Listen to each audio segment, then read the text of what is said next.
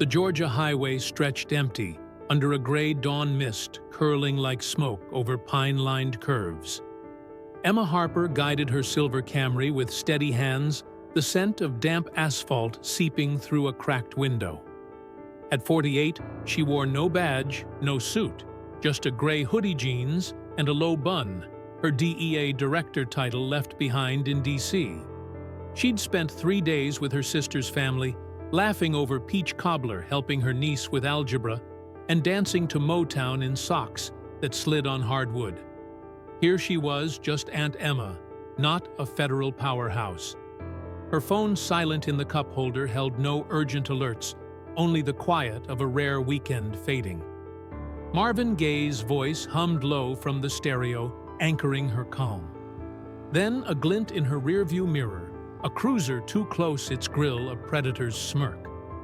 Emma's pulse ticked up, but her face stayed neutral. She checked her speed, 42 in a 45. No swerving, no violations. The cruiser didn't pass, matching her pace like a shadow. She signaled right easing toward the shoulder to let it by, but it stayed glued to her tail. When the lights flicked on, blue and red, no siren, she knew this wasn't routine. Her instincts, honed by years in law enforcement, whispered trouble. Emma pulled onto the gravel shoulder engine, idling hands fixed at 10 and 2.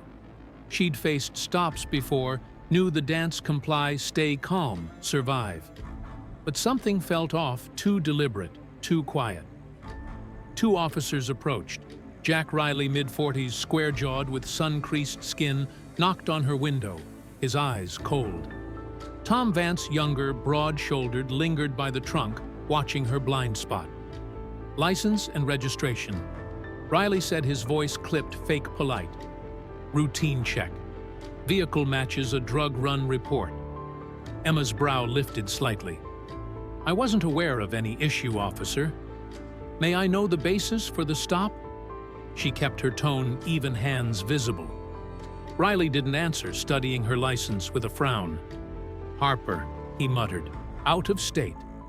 Visiting, she nodded, retrieving her registration slowly, every move deliberate. Vance shifted his hand near his baton eyes, scanning her car's interior. Pop the trunk, Riley ordered, no pretense now. Is that a lawful order? Emma asked, voice firm but calm. Vance smirked. Got something to hide.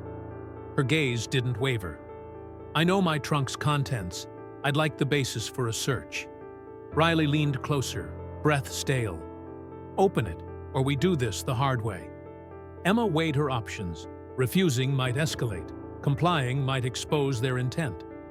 She pressed the trunk release, the soft click loud in the silence. Vance disappeared to the rear, out of sight. Emma sat still, eyes forward, memorizing Riley's badge number, the cruiser's plate, the timestamp on her dash. Vance returned, holding a clear bag of white powder, dangling it like a trophy. Well, look here, he said, grinning. Forgot to pack this, right? Emma's voice was ice. That wasn't in my car. Riley's smirk widened. Sure, lady.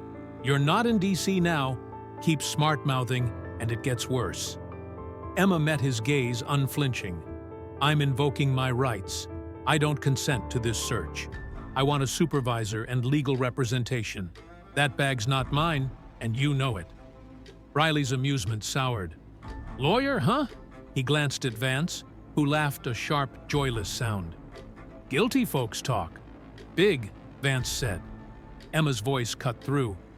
If you believed that bag was mine, you wouldn't need to mock me. This is unlawful, and I'm noting every violation. Riley's jaw tightened, his hand hovering near his holster. Step out, he growled, dropping the civility. Emma stayed put, not without a supervisor. You've got no cause for arrest. That snapped their patience. Riley yanked the door open, unlocking it from the panel, while Vance reached across to unbuckle her. They dragged her out, coordinated, practiced. Her feet hit the gravel, hard wrists twisted behind her as cuffs bit into her skin, tightened to hurt. They didn't read her rights. Didn't log the bag, just shoved her toward the cruiser. Emma didn't resist, but didn't yield, her spine-straight voice steady. This is illegal. I've complied, offered no threat, and that evidence wasn't mine. I demand your badge numbers and a supervisor. They ignored her, Riley's grip bruising Vance's silence, mocking. Passing cars slowed, seeing only a black woman cuffed, not the truth. In the cruiser's back seat, Emma sat, rigid cuffs cutting her wrists. Riley radioed Unit 12, 1015, female narcotics possession, resisting. Lies, every word. She memorized the route, the burn mark on Vance's sleeve, the static bursts from their radio. Her silence wasn't fear, it was strategy, each detail a weapon. They thought they'd trapped her. They had no idea they'd just cuffed the DEA director, and their world was about to collapse. The Pinewood County precinct smelled of stale coffee and neglect, its flickering fluorescence casting harsh shadows on scuffed tiles. Emma Harper sat cuffed in a holding room, her wrists raw, but her posture unyielding. The steel chair creaked under her, the only sound besides the distant hum of a fan. Jack Riley and Tom Vance had shoved her through booking with smirks, their false report narcotics possession resisting already filed. Emma's mind was a vault locking in every detail. Riley's badge number, Vance's burned sleeve, the cruiser's plate, the planted drug bag's federal seal. She wasn't just a detainee. She was the DEA director, and these officers had no idea they'd just lit a fuse. The desk sergeant Carl Dempsey processed her with bored efficiency, typing her name into the system.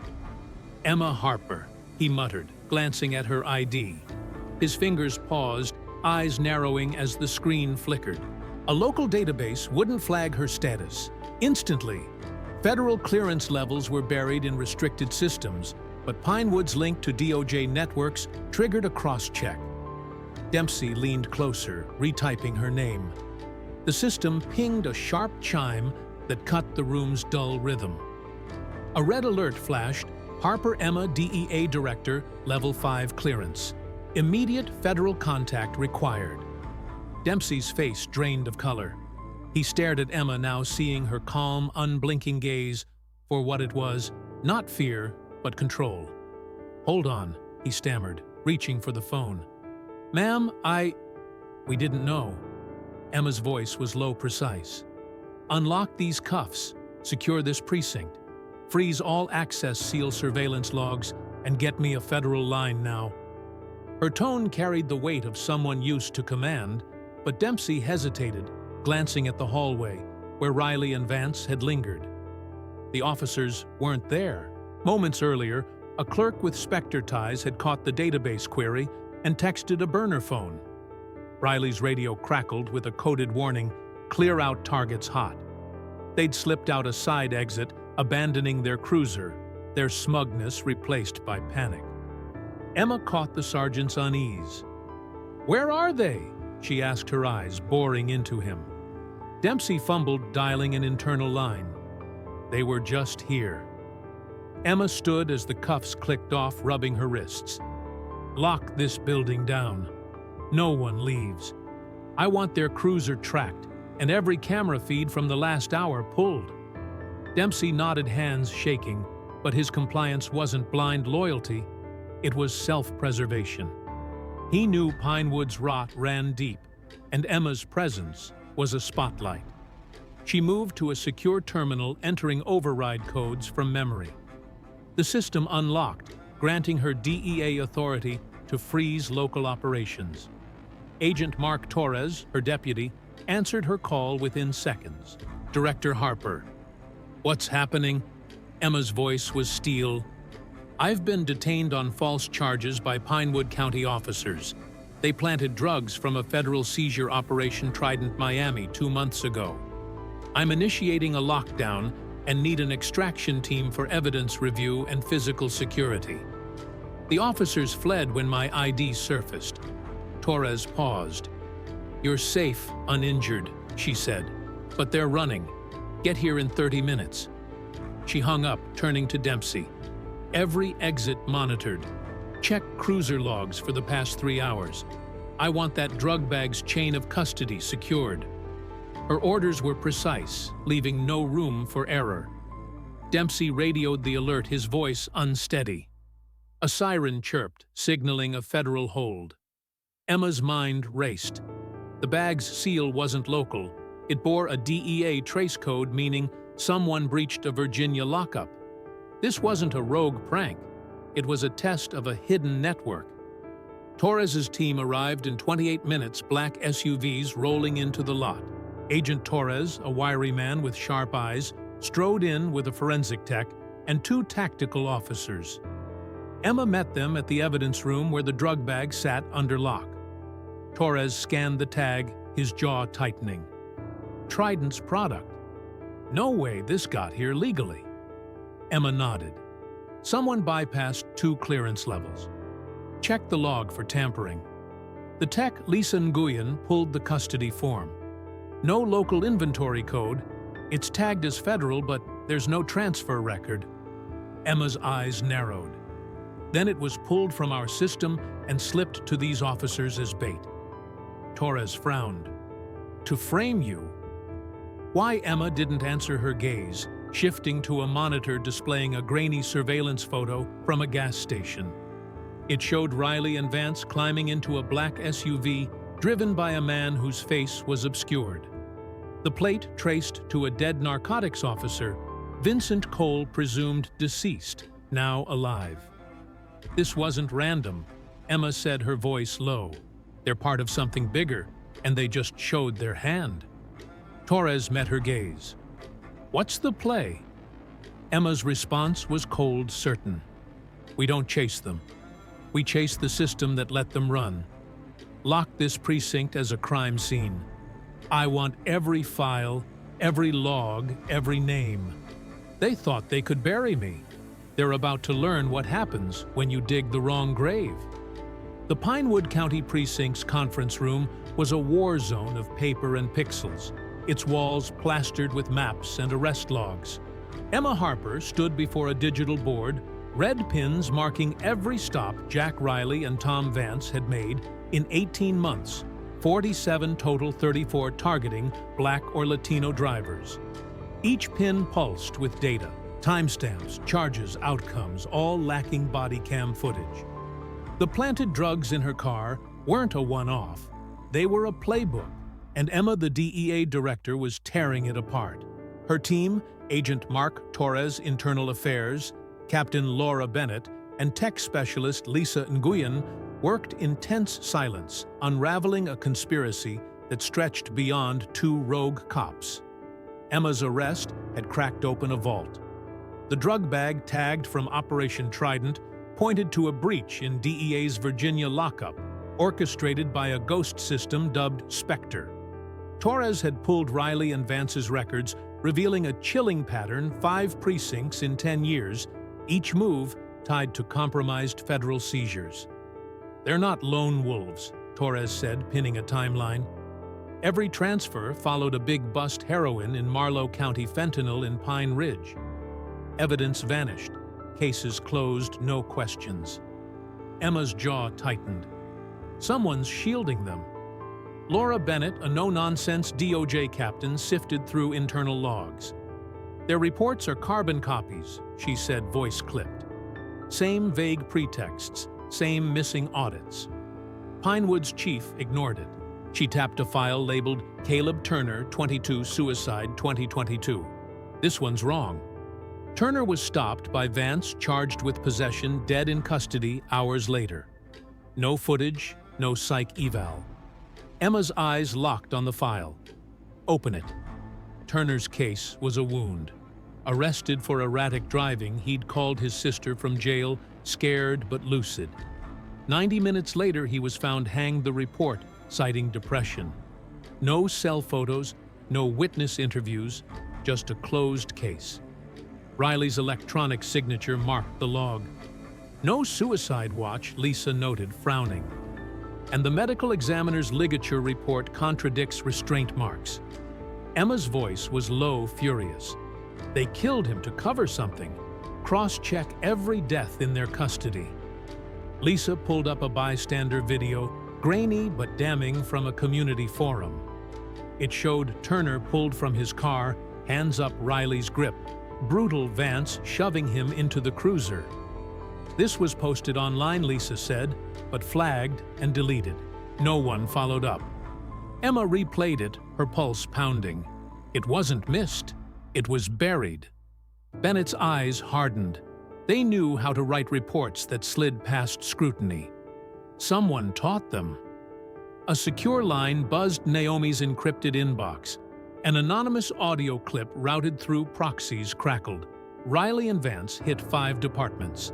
Every time seizures got compromised, mislogged, resold. Check Pine Ridge, Marlow, Lorton Heights. Same pattern, same cleanup. I'm out, if they know I talked. The voice cut off. Emma recognized the fear. It was a whistleblower, someone who'd seen Spector's shadow. Lisa verified the tip. Riley and Vance's transfers aligned with busts, where evidence vanished like $2 million in Marlow cash, marked lost. Emma paced pieces, clicking. Spector's not just a hack. It's a system embedded in our architecture, overriding logs, moving drugs under ghost IDs. Torres frowned. How's it stay hidden? Lisa answered, pulling up a schematic. It's a post-9/11 surveillance tool, mothballed but reactivated via a forged executive order. It's limited to evidence logs maintained by insiders. That's why audits missed it. Nested protocols. Emma nodded. And someone's running it. Bennett spread out a Lorton Heights file from 2015 Operation Vanguard, a DEA program to leak tagged drugs for intel shut down after a deadly backfire. Riley and Vance were listed as tactical advisors, unscathed, when corruption charges sank others. One name stood out: Vincent Cole, systems liaison, presumed dead in a 2017 car fire. He's the SUV driver, Emma said, recalling the gas station photo. He's alive, and he's the key. Lisa's laptop pinged a tampered audit log, accessed by a deceased agent's ID reactivated last year. Spector's using ghost credentials, she said. Cole's behind it. Emma's mind raced. Vanguard's framework wasn't scrapped. It was hijacked, turning federal resources into a laundering machine. They didn't just frame me, she said. They tested Spector's delay. My arrest was a dry run. Bennett's voice was grim. This spans precincts, maybe states. Cole's not alone. Emma turned to the board. Then we don't just chase him. We map every move, every alias, every compromised bust. Reopen Turner's case, DOJ oversight subpoenas for the suicide report. Pull all Spector-linked audits from the past year. Torres nodded. What's the end game? Emma's eyes burned with resolve. We burn their network down, starting with the ghost who thinks he's untouchable. The desert air bit at Emma Harper's skin as she stood in a Texas command post, eyes fixed on a monitor streaming drone footage. Below, a convoy snaked through a rocky underpass, unaware of the DEA strike team poised to strike. 4 days after uncovering Spector's roots, Emma's task force had tracked a drug shipment tied to the ghost system that shielded Jack Riley and Tom Vance. The DEA director didn't lead from a DC desk. She orchestrated from the field, her voice steady over comms. Spector wasn't just a tool, it was a machine laundering cartel drugs under federal noses, and Emma was here to break it. Her team, Agent Mark Torres, Captain Laura Bennett, and tech specialist Lisa Nguyen, had raided 3 sites linked to Spector's false logs: a Phoenix storage unit with mislabeled DEA crates, a Baton Rouge lot stripped bare, a Tampa safe house with warm coffee but no occupants. Each hit yielded clues, redacted files, ghost IDs but no arrests. Vincent Cole, Spector's architect, remained a shadow, his Houston meetup their last lead. They're slipping away, Torres said, checking his rifle. Emma's gaze didn't waver. Not today. A new ally joined them, Sarah Klein, a former DEA analyst fired for flagging Spector 3 years ago. Meeting in a quiet diner, she'd handed Emma a USB drive. Spectre's a post-9/11 lattice, Sarah explained, voice low. It duplicated data across agencies, but someone added override scripts to erase or reassign evidence. I traced it to Vanguard's collapse. Cole used its framework to build a backdoor. Emma studied the drive's files, audit trails, ghost credentials, all pointing to Cole. "Why'd they fire you?" she asked. Sarah's eyes hardened. I got too close. Back in the command post, Lisa decrypted the USB revealing Spectre's scope: 62 officers, 6 precincts, millions in rerouted drugs. They used xeno-aliases to mask transfers, Lisa said, pointing to a log. Cole revived dead IDs like his own. Emma nodded. He's not just hiding, he's taunting us. The Houston meetup, flagged in a decrypted manifest, was their shot to catch him. But danger loomed closer. That morning, Emma's sedan had a tampered GPS relay wired to track or stall her. Tucked behind the visor was a note, "Go home, director, or your niece pays." Emma's blood ran cold, but she didn't flinch. Her niece's home was now under federal protection agents embedded in her Atlanta neighborhood. She pocketed the note, her resolve ironclad. "They're scared," she told Torres. "That's why they're threatening family." Bennett, reviewing raid plans, added Cole's networks unraveling. "This convoy's their last play." Emma's comms buzzed. "All teams' positions ready," she ordered. "Spike strip on my mark." The convoy hit the underpass, tires shredding, as Lisa's concealed spikes struck. Flashbangs rained from the ridge, disorienting the gunmen. "Breach now," Emma commanded. Agents rappelled down, muzzles flashing as cartel runners fired back. Emma stayed at the post, directing via drone feed her role, strategic, not combat. Torres led the ground assault, dropping a gunman with a vest shot. 2 agents took minor hits, grazes, no fatalities, adding gritty realism to the chaos. The lead truck's driver bolted, but Bennett's team cut him off, zip-tying him in the sand. Then Lisa's voice crackled. "Riley and Vance, East Ridge, moving to the gulch." Emma's eyes narrowed. "Flank them. No escape." Torres and a tactical unit sprinted, weaving through boulders. Riley fired his shot, grazing an agent's arm. Vance lunged at Torres, who countered with a knee to his gut, slamming him down. Emma watched the feed, her voice sharp. "Secure them. I want them alive." Torres cuffed Vance, bloodied but subdued. Riley, cornered, dropped his gun, hands up, snarling. "You're too late, Harper." The convoy yielded 6 crates of Trident drugs, mislogged as destroyed. But Cole was absent, his Houston meetup, a decoy. Emma interrogated Riley in a mobile unit, his smirk faded. "Cole's gone," he spat. "You'll never touch him." Emma leaned in, voice cold. "You're not protecting him. You're evidence." Back at the post, Lisa pulled a burner phone from the truck, its last call to a Houston burner. "Cole's close," she said. "He's baiting us." Bennett spread out Vanguard files. "Cole built Spectre to survive exposure. He's betting we won't go public." Emma's mind raced. Caleb Turner's death, the note, the GPS, they were warnings but also missteps. "He's overconfident," she said. "That's his weakness." Torres frowned. "Houston's in 48 hours. If we miss him, he vanishes." Emma's gaze was steel. "Then, we don't miss. Prep the team.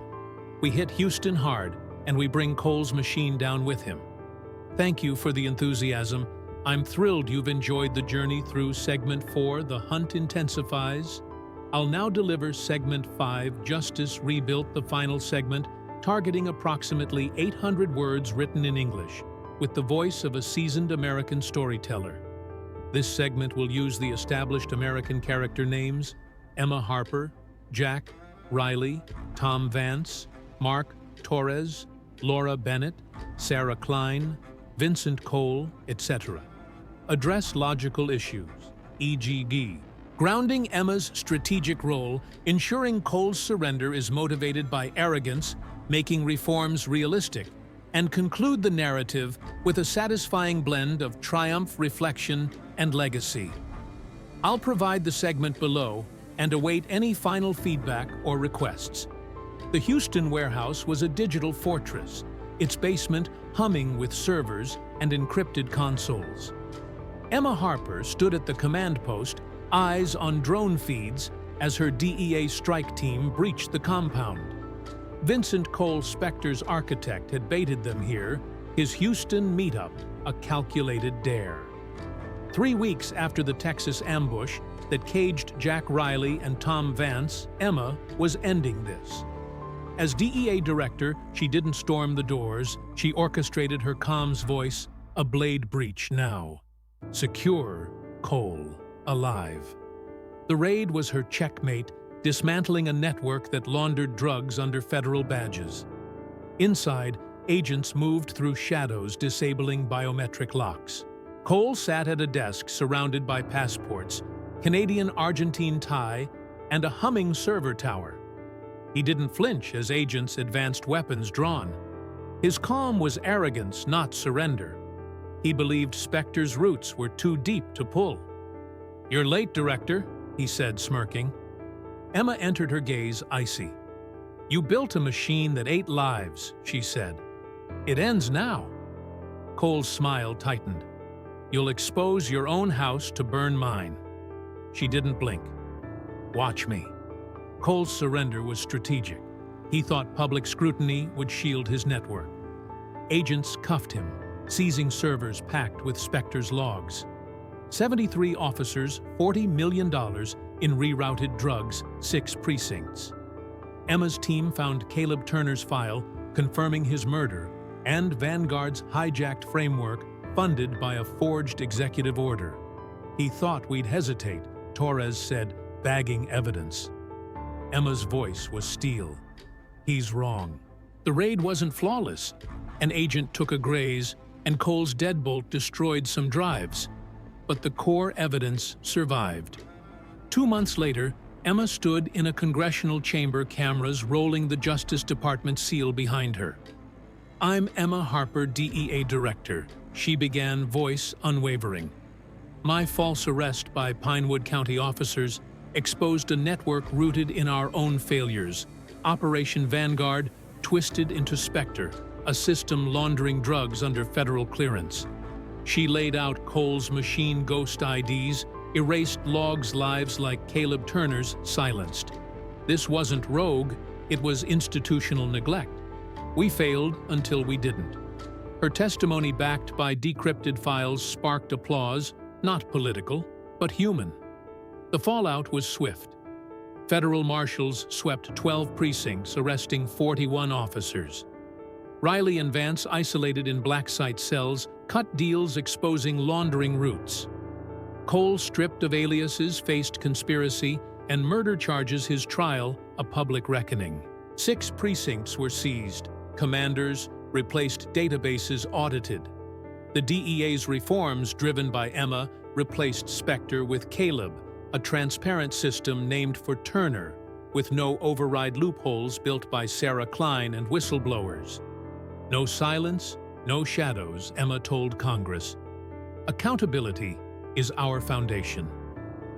3 years later, sunlight flooded the DEA's Atlanta Training Center, its new seal, accountability, oversight, integrity, gleaming. Emma addressed recruits, her presence commanding but grounded. "This badge isn't power," she said, voice steady. "It's responsibility. We rebuilt this agency to serve, not rule." Behind her screens showed her niece safe in college, and reformed precincts humming with oversight. Laura Bennett, now heading internal shielding, audited task forces reopening buried cases. Torres led field operations, his strikes surgical. Sarah's Caleb system tracked every evidence move, incorruptible. Emma's office was sparse, no trophies, just a photo of Caleb Turner's sister smiling at a vigil. A junior agent dropped off an audit, Pinewood fully compliant, no anomalies. Emma closed it, satisfied. Cole's network was gone, his 25-year sentence a footnote. Riley died in prison.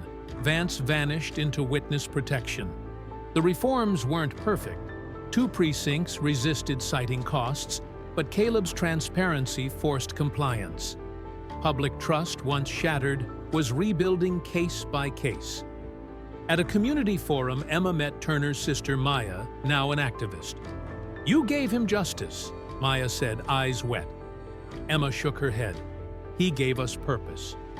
Later mentoring a recruit, Aisha Grant, whose grit echoed Emma's "she saw the future." "You're why we fought," Emma told her. Aisha nodded, determined. "I'll make it count." Outside, Atlanta buzzed under a clear sky.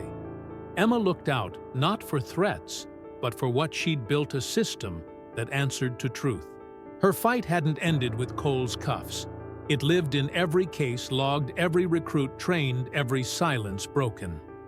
Justice wasn't a moment, it was persistence, and Emma Harper was its architect. As Aisha's class swore their oaths, Emma smiled faintly, knowing the work was done, but the legacy was just beginning.